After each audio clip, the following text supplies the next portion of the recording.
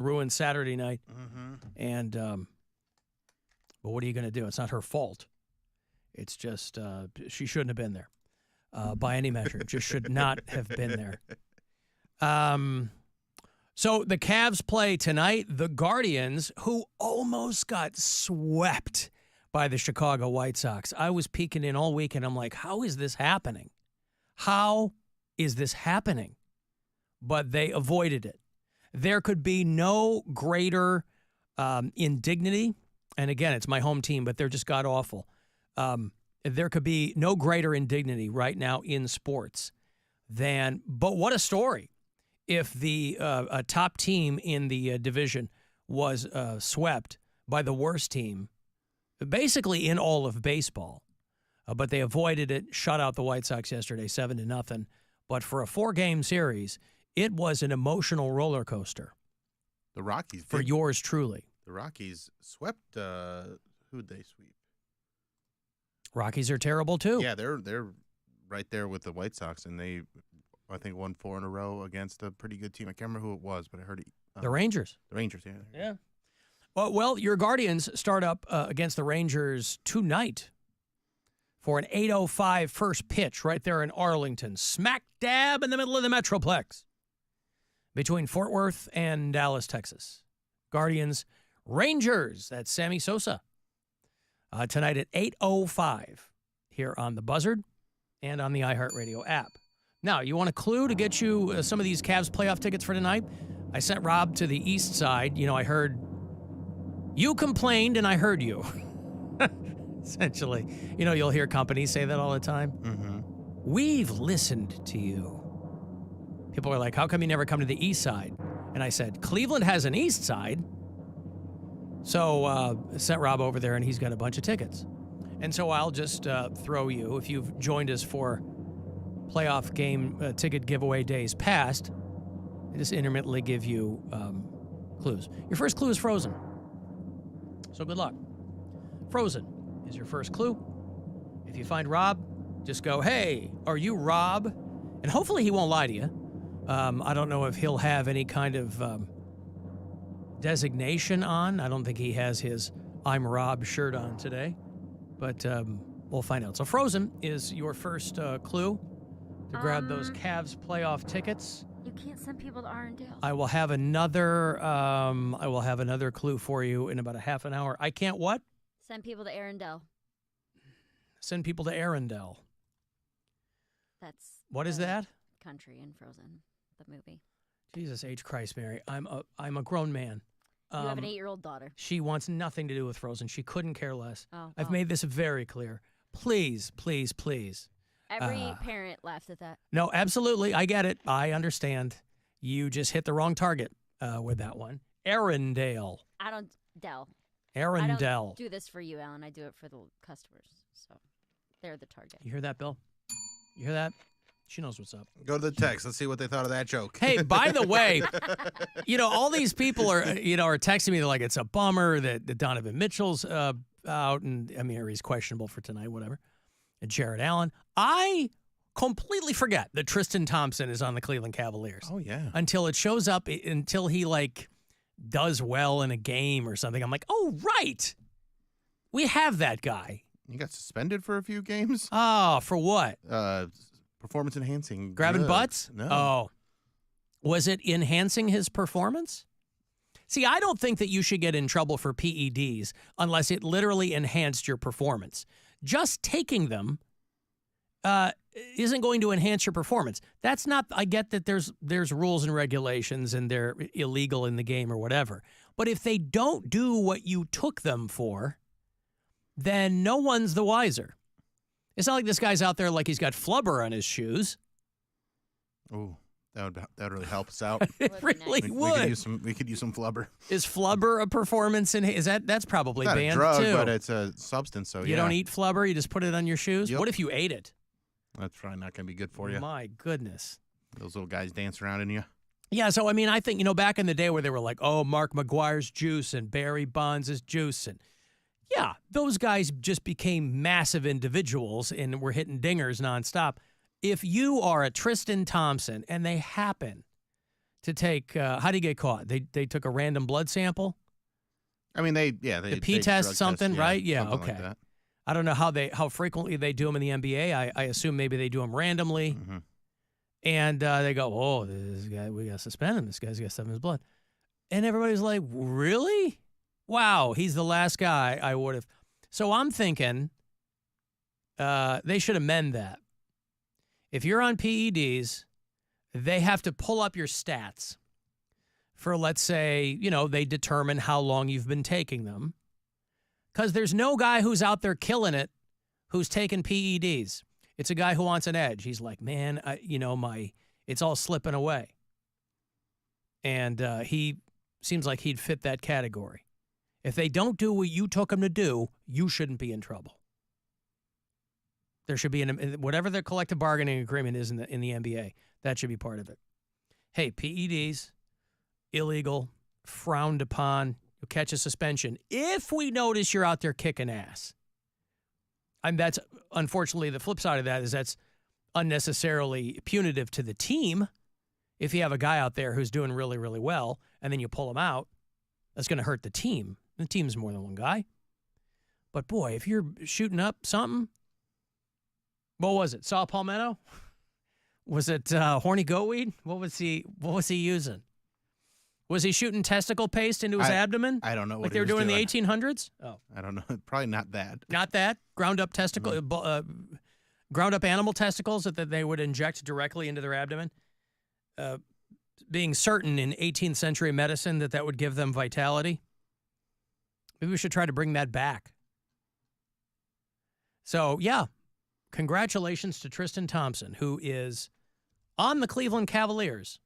And I don't know how many people are aware of that. I guess, knew it, Plenty. but forgot about it. Are they really? Mm-hmm. Okay. I mean, whenever he gets in the game, usually there's a big cheer for him. So Yeah. Yeah. All right. Well, that's for Chloe, right? No. They don't clap for her? Because they figure they're going to... Does she not come really to games that worried anymore? about that. No, they're not really together anymore. So.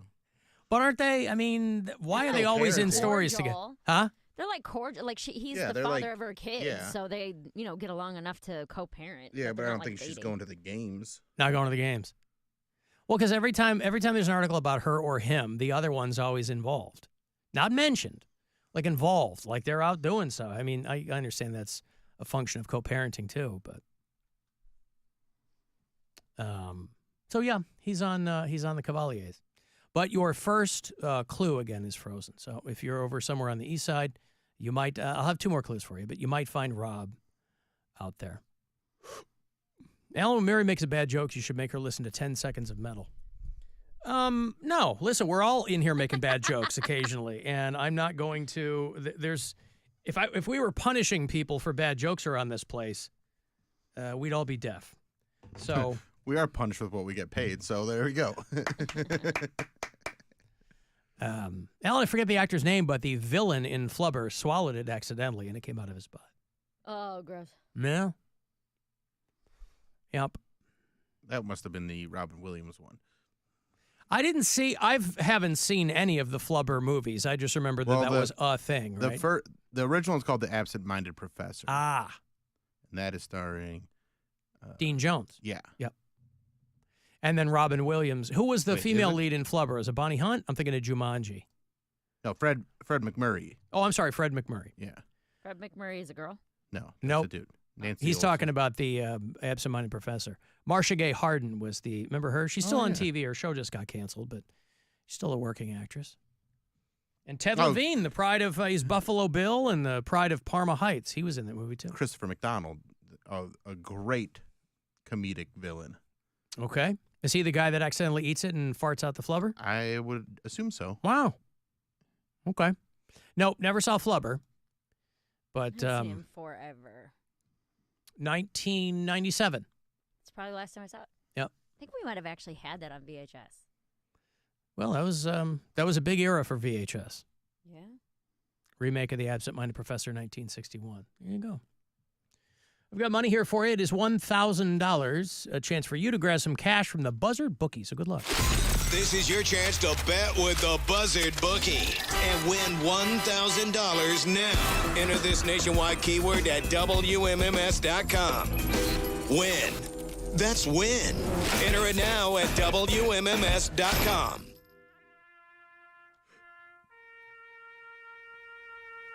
Sad news for our bureau chiefs in Pittsburgh.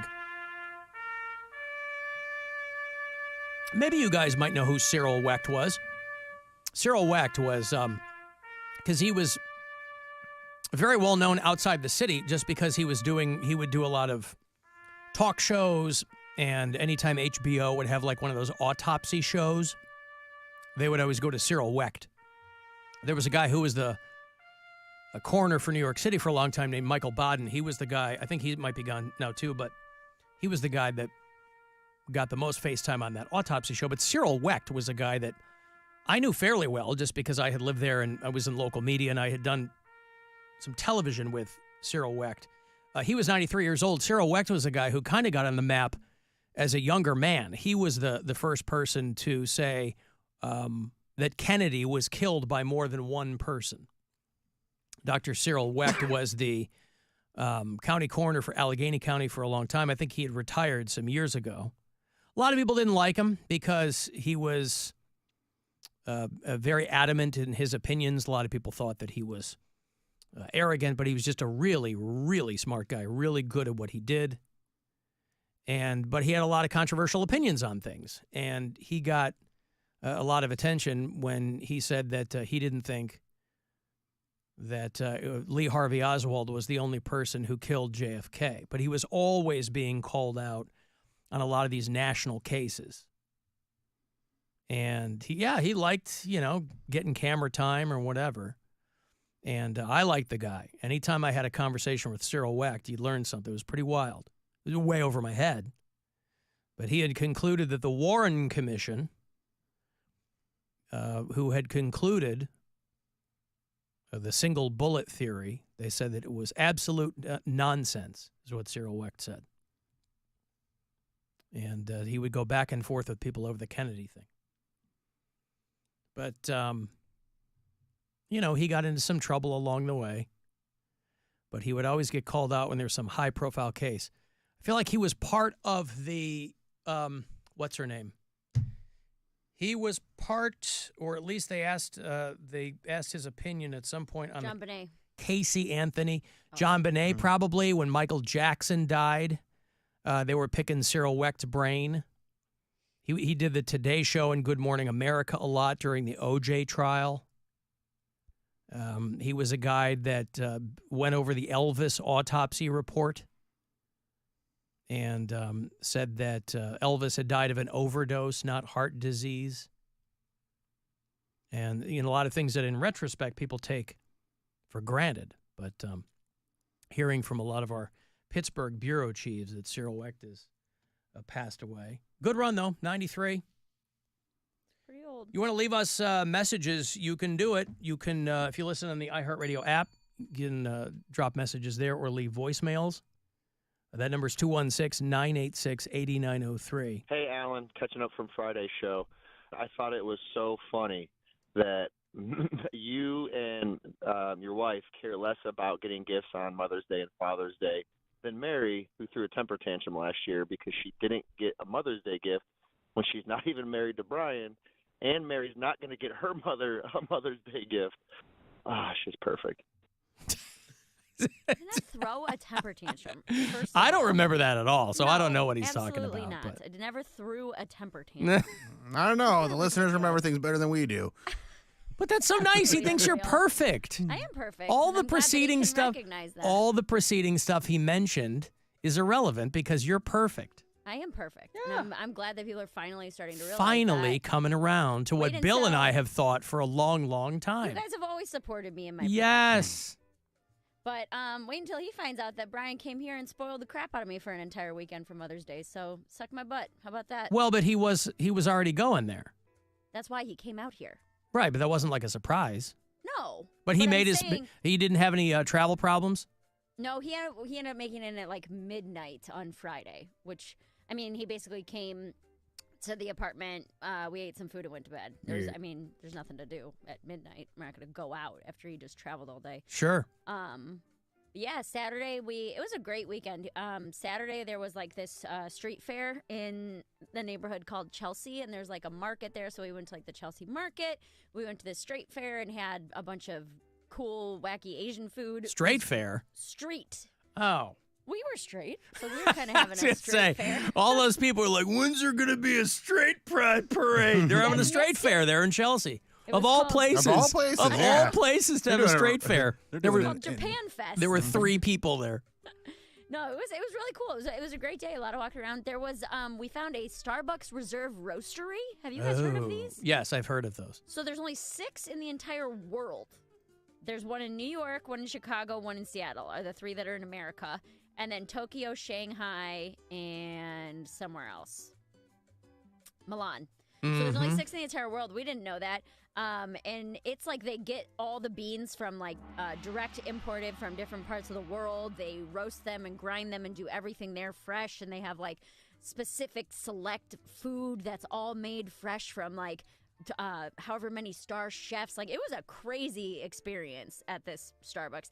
And we're walking in, and I'm telling Brian, I was like, I've seen a Starbucks Reserve where they have like better coffee. He's making fun of me. He's like, how much more of a douchebag do you need to be to go to a Starbucks Reserve? What, $8 coffee isn't good enough for you? And of course, he goes in, he comes out with 2 bags of like take-home coffee. He gets like a really fancy How did he drink flip that quickly? Because it's really cool in there, man. And like when they're like they have a greeter like Walmart, and they're telling you like nothing that you get here can you get anywhere else except like these 6 in the world. The one in Chicago is an old Crate and Barrel, so that's why it's one of the 6, because it's frigging 5 stories high. Yeah, it's crazy. massive. Yeah, and I don't drink coffee, so it's like I couldn't care less, but it's always packed. It was like an experience. It was really cool. We ended up spending a coffee experience. Yeah, we ended up spending quite a bit of time in there, and they have people like actual people in chef coats like making these croissant sandwiches and all kinds of, I don't know. It was a really cool experience.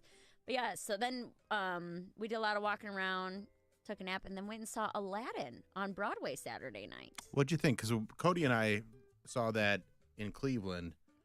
And I really liked it, but I thought the first act like completely overshadowed the second act.